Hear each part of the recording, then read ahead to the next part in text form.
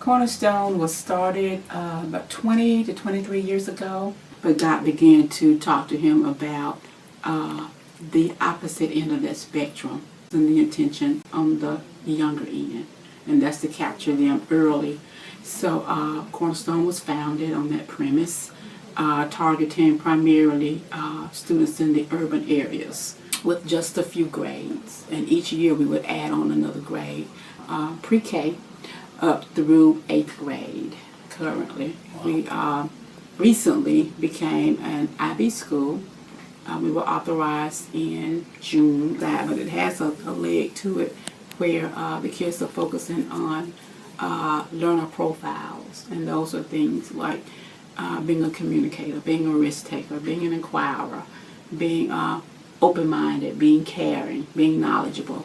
Not only that, there are several attitudes that they focus on, or that we focus on in the program itself, and that's teaching kids to be confident, to be respectful, independent, be creative, have empathy, be curious, be respectful, be confident, those things as well. So all of those attitudes and those attributes are intertwined in their daily lessons. So the kids that attend Cornerstone, are they primarily from this Woodlawn? So pretty much they're dispersed throughout the city. Like I say, this is a Christian-based school.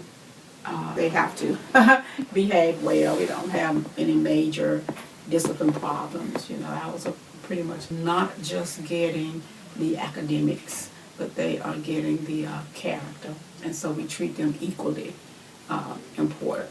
We are 98, 99% African American. We do have a few Caucasians. Right now, we're doing lots at Woodlawn High School. We teach academic courses, we help with athletics, we do pizza parties, we do whatever they're doing, we get involved in any way we can. When we got the Dream Center, we came and we met the high school. We knew we wanted to work in the schools, and so we developed a partnership with them. The first things we did was we redid their lawn, and we had 400 volunteers.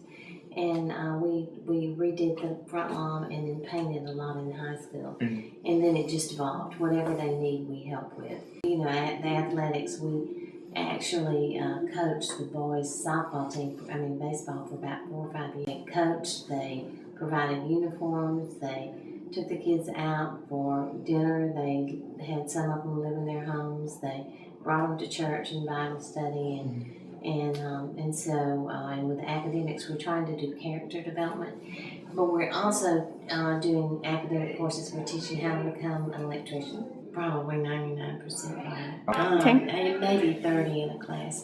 Graphic design room, and they have one of our girls is helping over there, and she said the amount of equipment is just better than most schools. Kind of a really troubled area.